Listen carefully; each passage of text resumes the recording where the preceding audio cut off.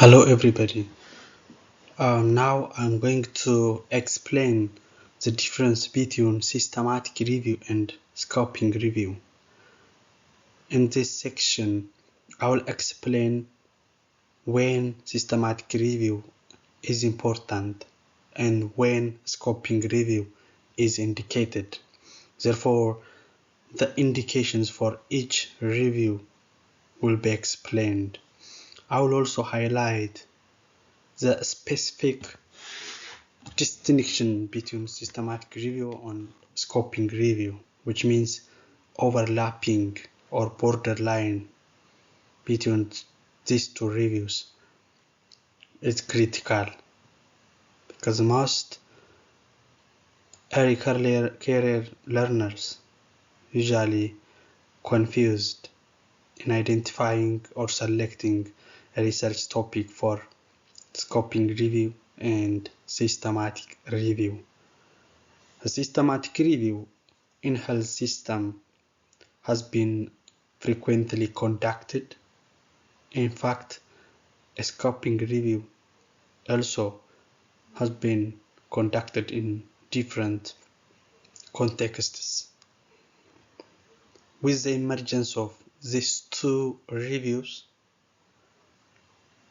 reviewers have exploded in popularity both in terms of number, frequency of publication, and sometimes they create confusion in utilizing the evidences. Hence, systematic review and scoping review are conducted for infectious disease, non-communicable disease, health systems, healthcare, economics, and others.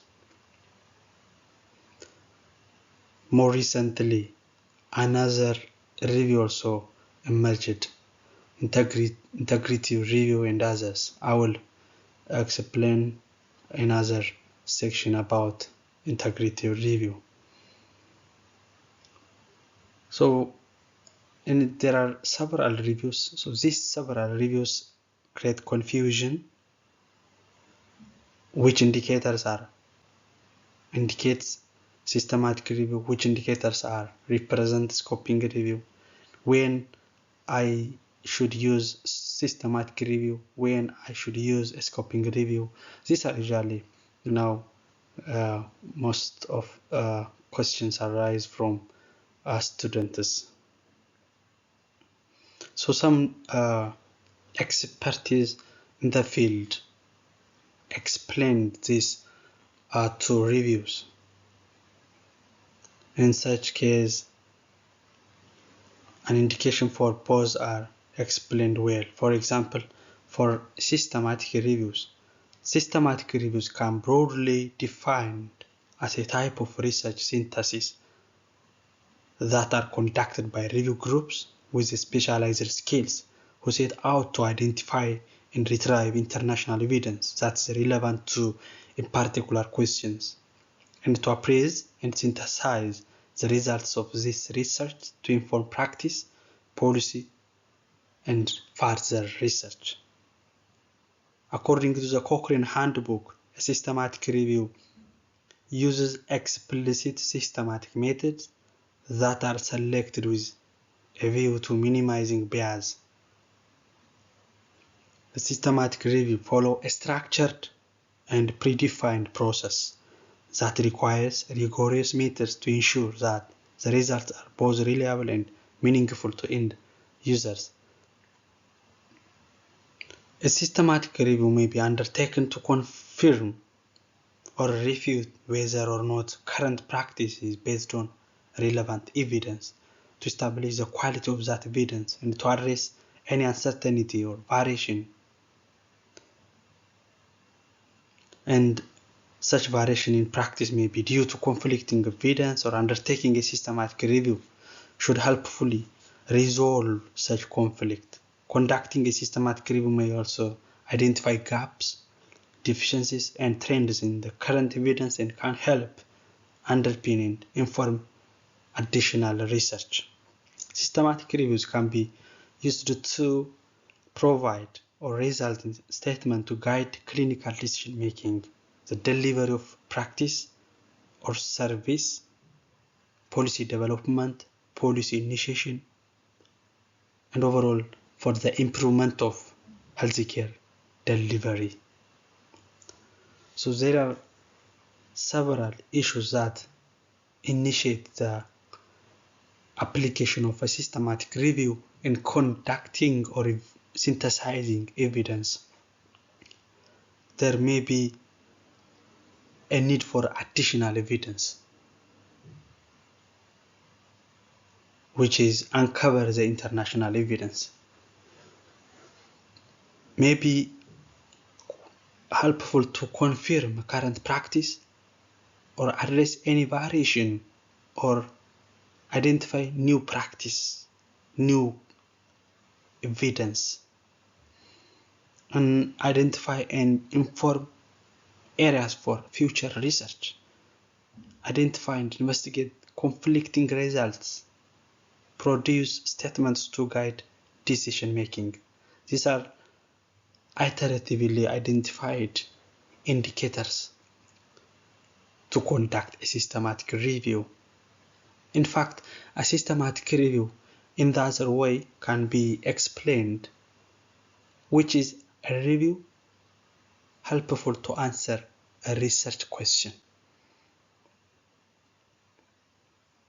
Despite the utility of a systematic review to address all these indicators, there are cases where systematic reviews are unable to meet the necessary objectives or requirement to knowledge users, or where a methodologically robust and structured preliminary searching and scoping activity may be useful to inform the conduct of the systematic review.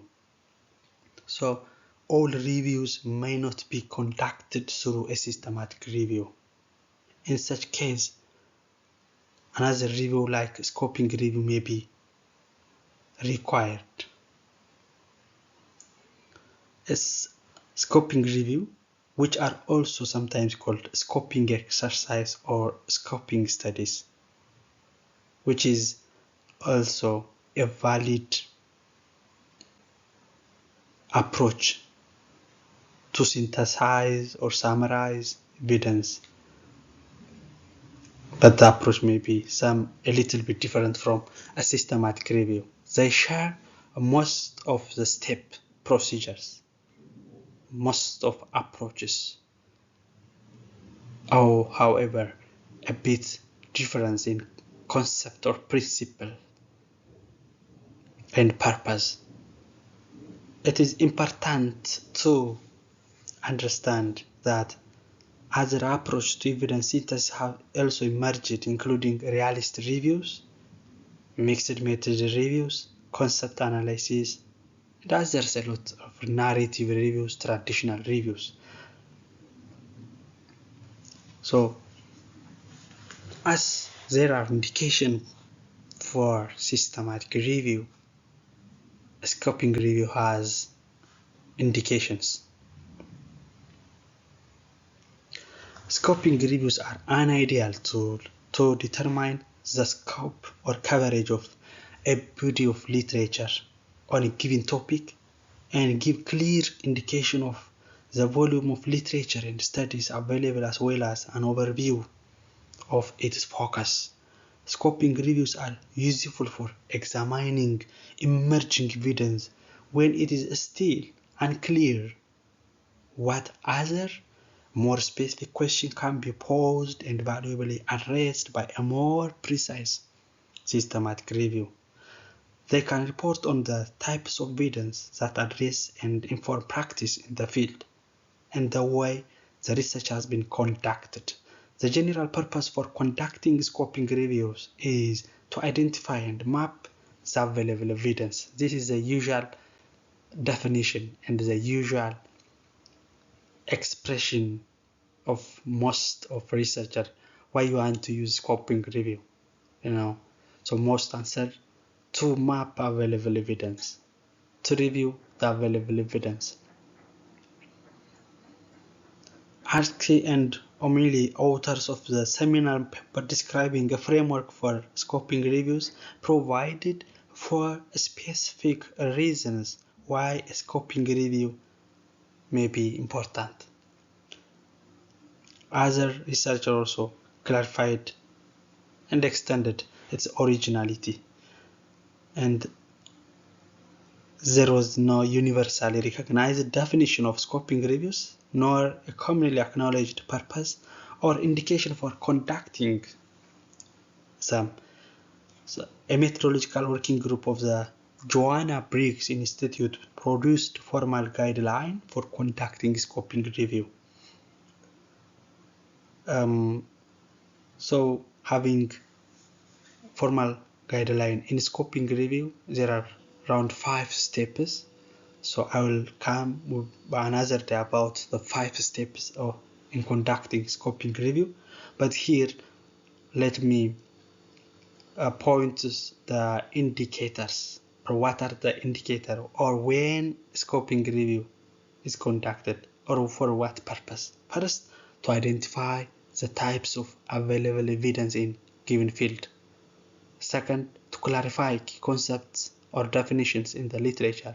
Third, to examine how research is conducted on a certain topic or field.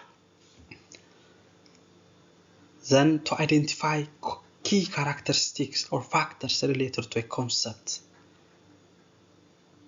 and used as a precursor to a systematic review. Sometimes a scoping review creates a basis or provide a clue of research questions that could be addressed through a systematic review. So scoping review can be a precursor or a stimulant to conduct a systematic review. Finally, it's helpful to identify and analyze knowledge gaps.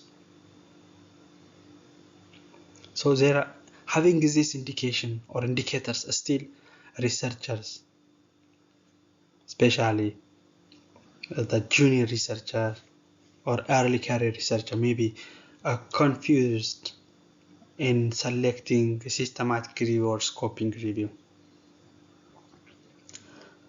So they should carefully consider these indicators in selecting or conducting either systematic review or scoping review.